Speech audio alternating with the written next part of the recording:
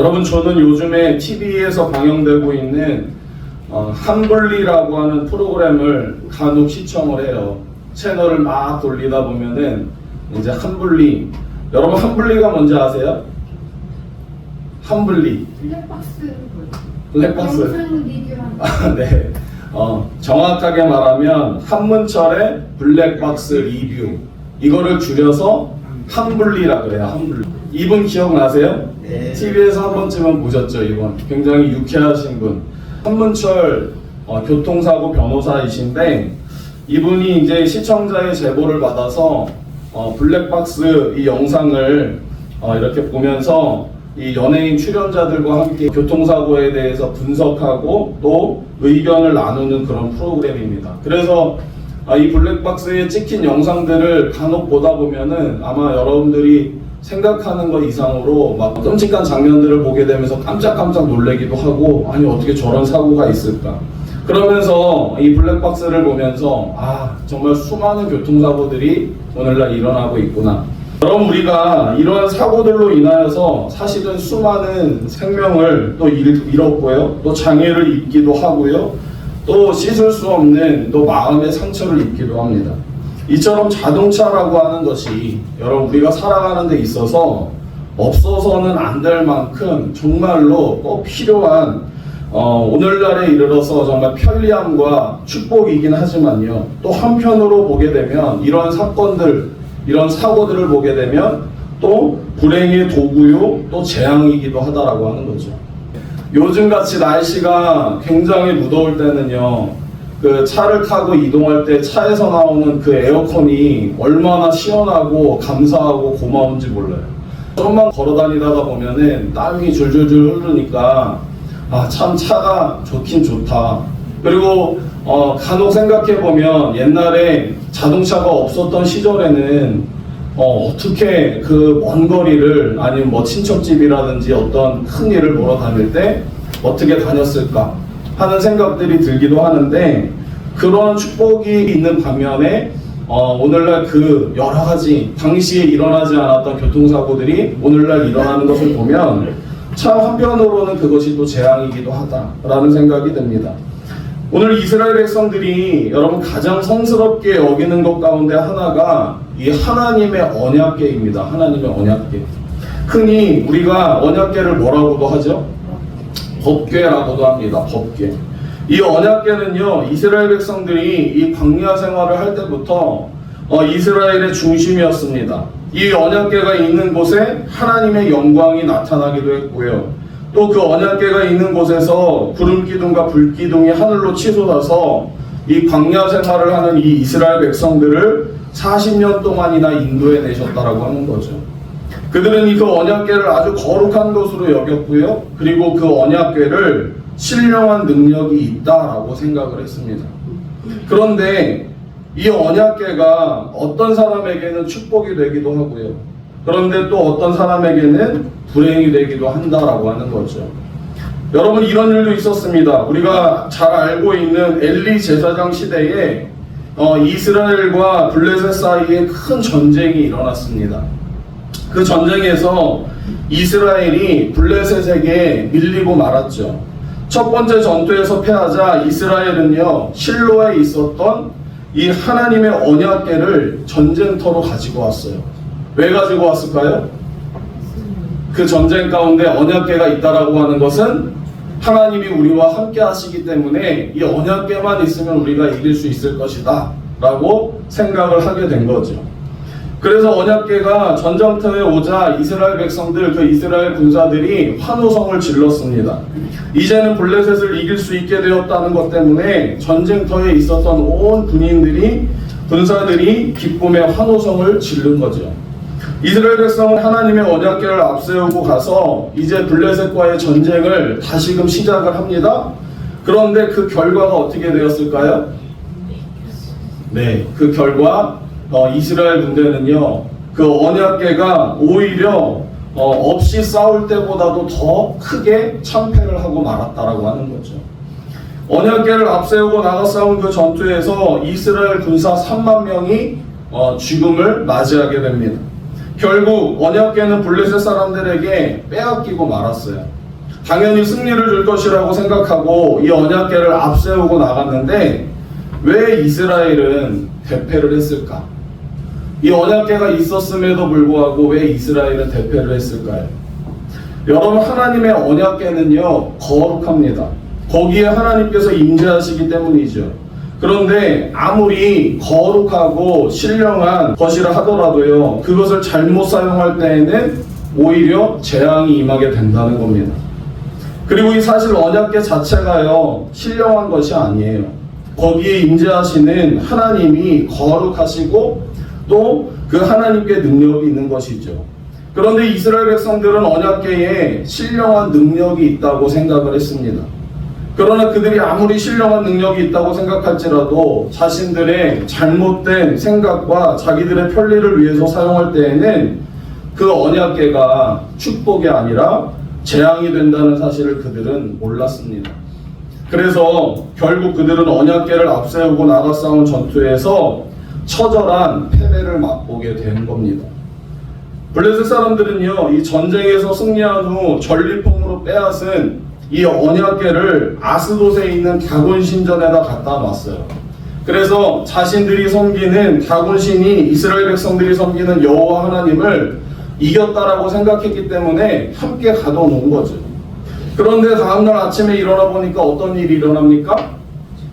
자신들이 섬기는 이 다곤 신이, 다곤 신상이 하나님의 언약궤 앞에 엎드러져 있는 겁니다. 블레셋 사람들이 이 다곤 신상을 다시 일으켜 세워 놓았는데요, 그 다음 날엔 가보니까 자신들이 섬기는 이 다곤 신상의 머리와 이 팔이 잘려져 있는 거죠. 그리고 다곤 신전이 있었던 아스돗 지방에 큰 재앙이 임하기 시작합니다. 독종으로 인해서 많은 사람들이 죽게 되었고요, 결국에는 전리품으로 빼앗아온 것이 오히려 그들에게 재앙만 안겨주었다라고 하는 거죠. 그때서야 하나님의 언약궤에 대한 두려움을 알게 된 블레셋 사람들은요, 이 하나님의 언약궤를 다른 곳으로 옮겼어요. 그런데 이 언약궤가 가는 곳마다 어떤 일이 일어나요? 재앙이 임하는 거죠. 그래서 더 이상 이 블레셋은 언약궤를 더 이상 가지고 있을 수가 없었습니다. 결국 블레셋은 하나님의 언약궤를 어떻게 해요? 이스라엘로 다시 돌려주기로 합니다.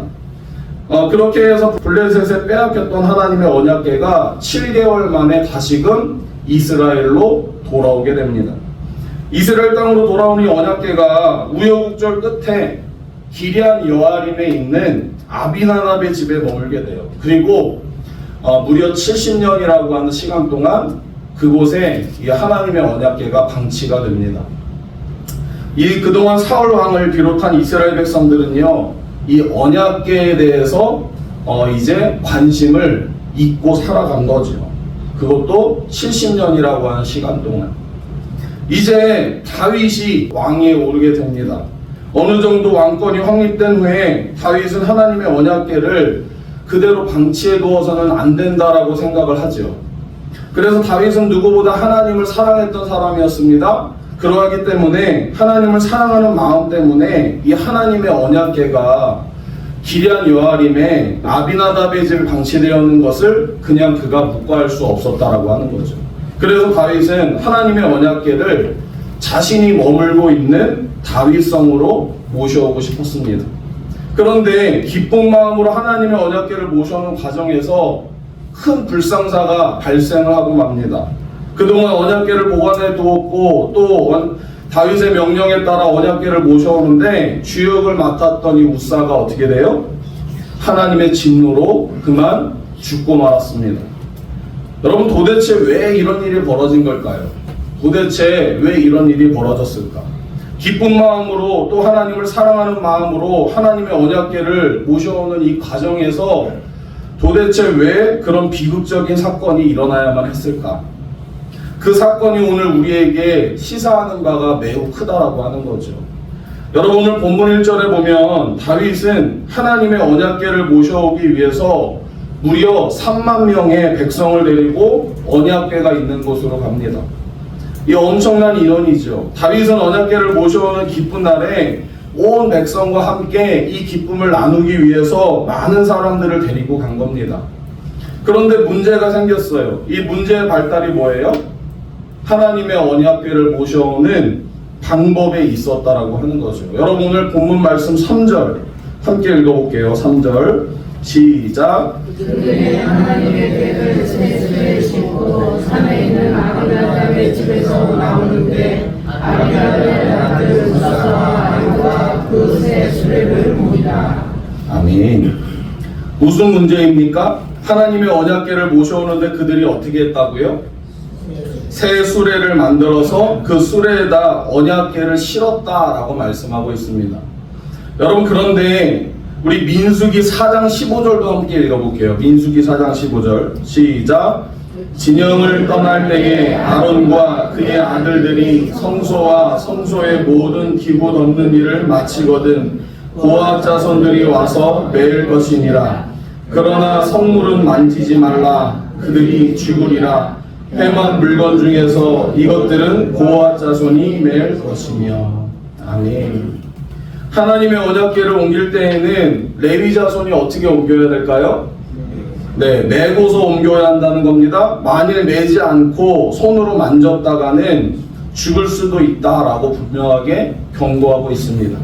그런데 오늘 본문에 보니까 그들은 언약궤를 메어서 옮기지 않고 새 수레에 싣고서 옮겼습니다. 이것은 하나님이 말씀하신 방법이 아니죠. 수레에다가 언약궤를 싣고 오는 것은요, 여러분 가만히 생각해보면 예전에 이 블레셋에게 언약궤를 빼앗겼을 때에 블레셋 사람들이 이 언약궤를 가지고 있는 것이 재앙이 되니까 다시금 이스라엘로 돌려보내고자 했을 때에 그들이 했던 방법이에요. 여러분 전난 암소에다가 수레를 지우고 언약궤를 수레에 실어서 이스라엘로 되돌려 보낼 때에 그들이 썼던 방법과 똑같다라고 하는 거죠. 블레셋 사람들이 사용했던 방법입니다. 이건 분명 하나님이 원하시는 방법이 아니었다라고 하는 겁니다. 블레셋 사람들이야 여러분 율법을 모르기 때문에 그렇게 할 수도 있다고 쳐도요. 여러분이 이 언약 백성, 하나님의 율법을 아는 이 이스라엘 백성들은요, 분명히 알고 있음에도 불구하고 그렇게 해서는 안 됐었다라고 하는 거죠. 하나님의 방법대로 해야 합니다. 하나님의 율법에 기록된 대로 이 언약궤를 옮겨야 하는 겁니다.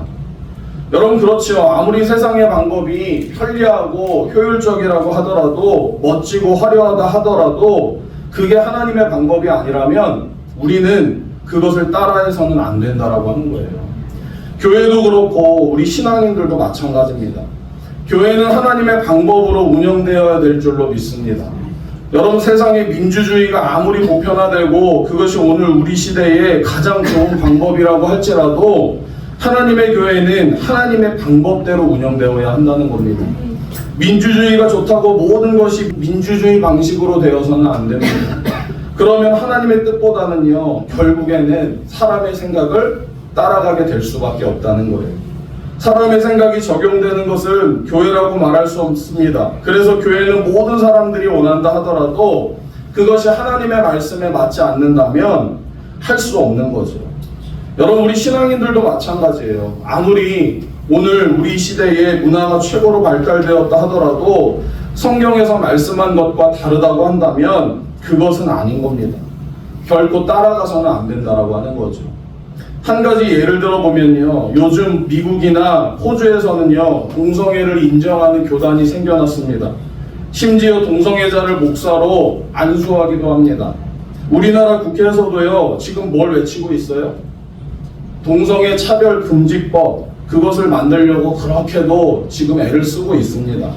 소수 약자의 인권을 보호한다는 명목 아래에 이 동성애를 인정하고 동성애 가족 구성원을 법적으로 인정해 준다는 거예요. 여러분 물론 우리가 이 소수 약자의 인권은 보호해 주어야 합니다. 그러나 이 인권에 어긋나는 것까지도 우리가 보호해 줄 필요는 없는 것이라고 하는 거죠. 그리고 세상에 아무리 그렇게 돌아간다 하더라도요 교회는 그것이 잘못이라고, 잘못된 것이라고, 죄라고 분명하게 이야기할 수 있어야 합니다. 성경은 이렇게 말씀합니다. 우리 레위기 18장 22절 말씀 함께 읽어볼게요. 시작. 너는 여자와 동침함 같이 남자와 동침하지 말라. 이는 가증한 일이니라. 아멘. 레위기 20장 13절도 읽어볼게요. 누구든지 여인과 동침하듯 남자와 동침하면 둘 다 가증한 일을 행함인지 반드시 죽일지니 자기의 피가 자기에게로 돌아가리라. 아멘. 여러분, 성경은 분명하게 동성애를 가증한 일이라고 말씀합니다. 이 말이 뭐예요? 죄라고 말씀하고 있는 겁니다. 그리고 그런 죄를 가만두면 결국 사회가 병들게 되고요, 영혼이 병이 들게 되는 거예요.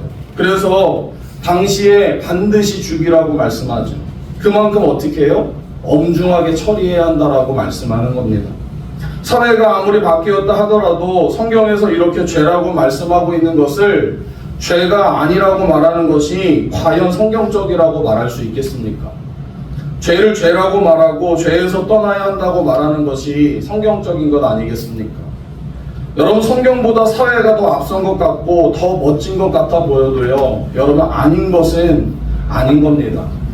여러분, 세상과 적당히 타협해서는 안 되고요, 시대의 문화나 세상의 가치가 성경을 판단해서도 안 됩니다. 성경이 그것의 자잘못을 판단해서 바르게 세워가야 하는 거죠. 여러분, 세상에 아무리 멋진 것으로 우리를 유혹해도 세상의 화려함에 우리가 넋을 잃고 정말 세상의 마음에 빼앗기지 마시기 바랍니다. 그리고 세상을 따라가지 마시기 바랍니다. 하나님은 우리에게 이렇게 말씀하시죠. 로마서 12장 2절 함께 읽어볼게요. 시작. 너희는 이 세대를 본받지 말고 오직 마음을 새롭게 함으로 변화를 받아 하나님의 선하시고 기뻐하시고 온전하신 뜻이 무엇인지 분별하도록 하라. 아멘. 그렇습니다. 여러분, 우리는 세상을 본받지 마시기 바랍니다. 세상이 아무리 좋다 하더라도 그것을 결코 따라가지 마시기 바랍니다. 우리는 세상을 본받지 말고 마음을 새롭게 함으로 변화를 받아 하나님의 선하시고 기뻐하시고 온전하신 뜻이 무엇인지를 분별하여서 우리가 하나님의 뜻을 이루어가는 그런 신앙인으로 살아갈 수 있기를 간절히 바랍니다. 이스라엘 백성들은 메고 옮겨야 할 언약궤를 수레에 싣고 갔죠. 왜 그들은 메고 가지 않았을까요? 아마 분명 그들은 언약궤는 메고서 옮겨야 한다는 것을 그들은 알고 있었을 겁니다. 그런데 왜 율법대로 하나님의 말씀대로 그들이 하지 않았을까? 오늘 본문에서는요, 정확하게 설명하고 있지는 않지만 아마도 추측컨대 우사와 아요 때문일 것이라 라고 생각이 되기도 합니다.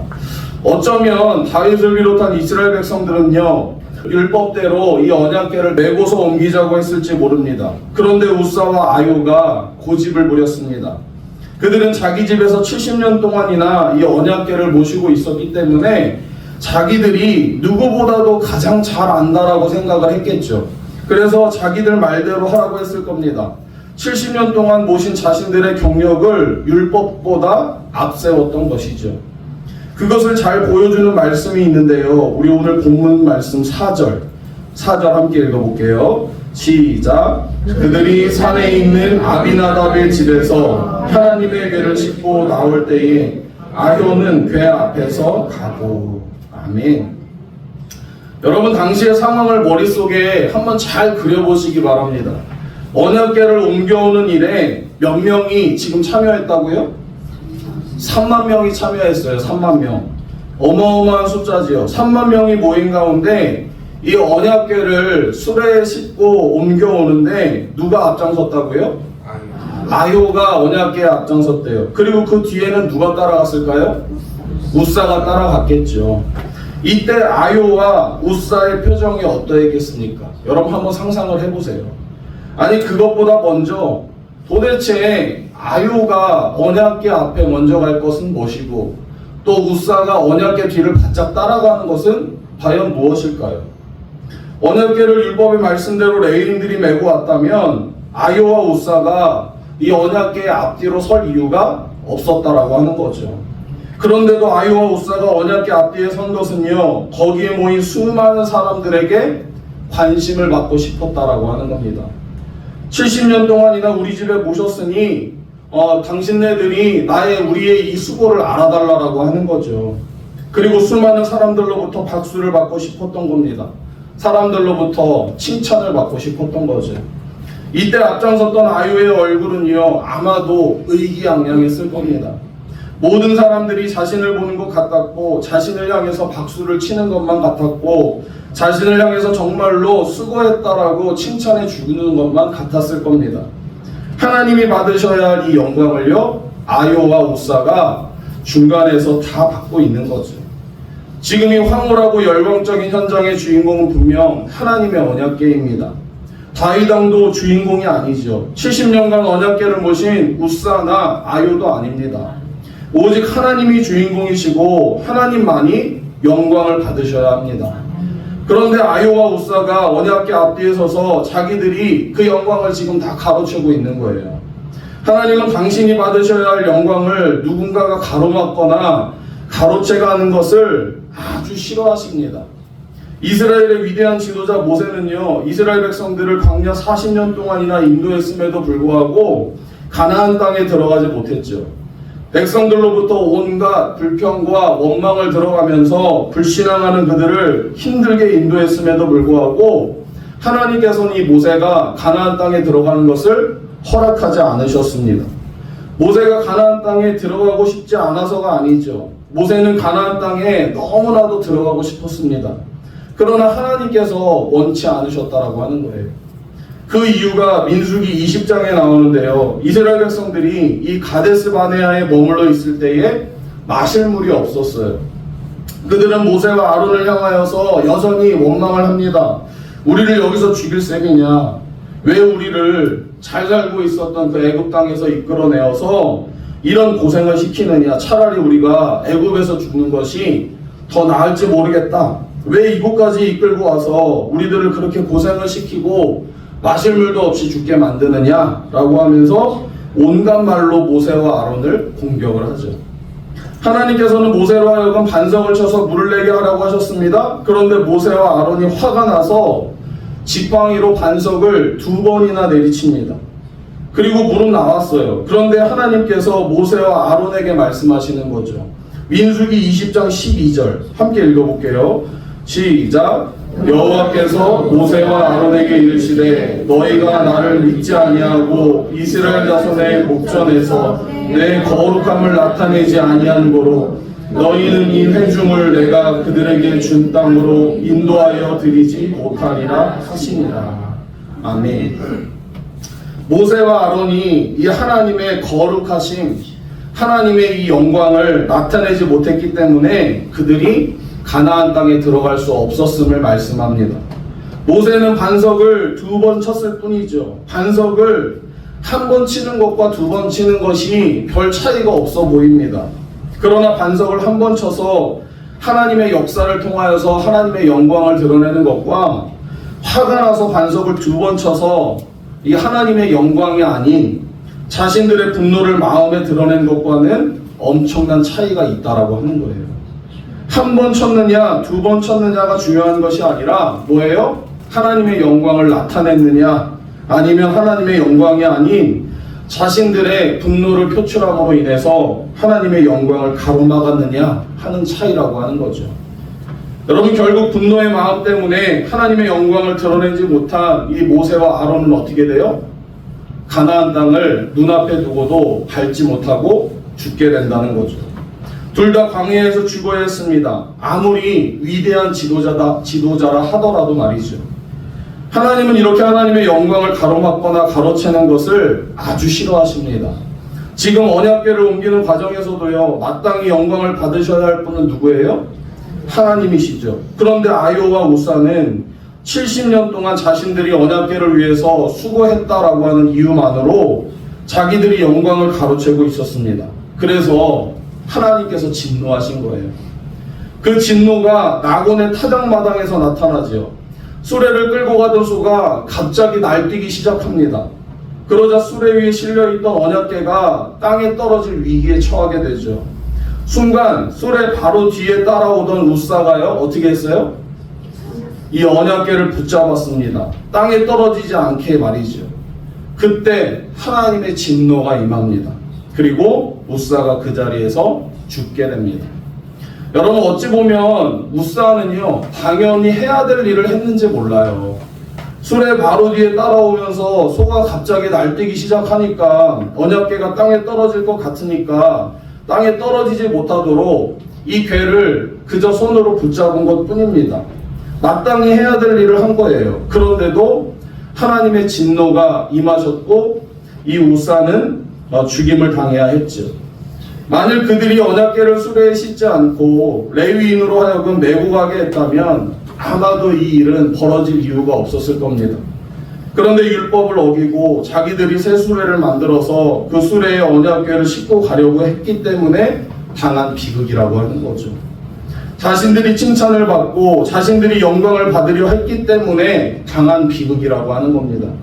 70년 동안 언약궤를 관리했음에도 불구하고 그들이 어떠한 수고한 보람도 없이 대가는 고사하고 죽음을 당하는 비극을 맞이하고 말았습니다. 이 우사가 죽자 다윗은 두려워하여서 이 언약궤를 원래 자신이 생각했던 대로 이 다윗성으로 옮겨갈 수가 있었을까요? 없었을까요? 없었죠. 그래서 오베데돔의 집으로 보내서 오베데돔으로 하여금 이 언약궤를 관리하도록 했습니다. 그런데 성경이 이렇게 말씀해요. 우리 오늘 본문 11절 말씀 함께 읽어볼게요.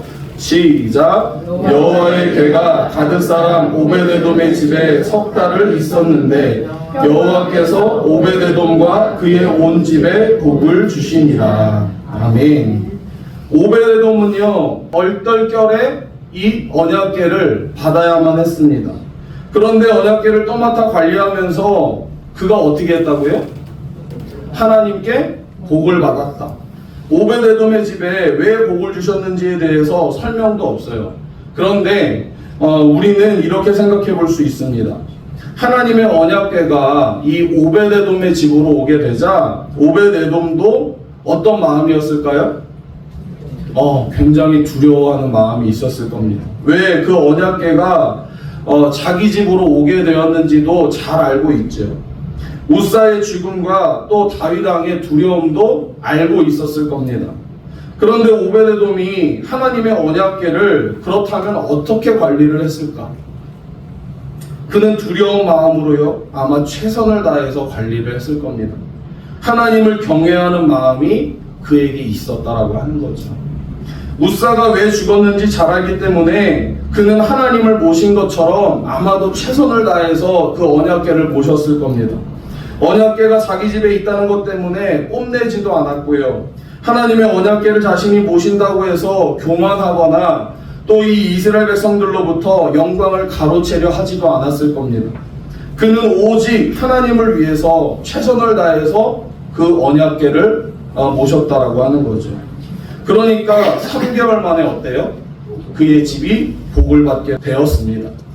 여러분 너무나 다르지 않습니까? 어떤 사람은 이 언약궤 때문에 죽임을 당했고 어떤 사람은 언약궤 때문에 복을 받았습니다. 우사와 아요는요 70년 동안이나 언약궤를 모셨는데도 끝내 하나님의 진노를 받아 우사가 죽어야 했죠. 그런데 오베데돔은 단 3개월만 모시고 있으면서도 하나님께 복을 받았습니다.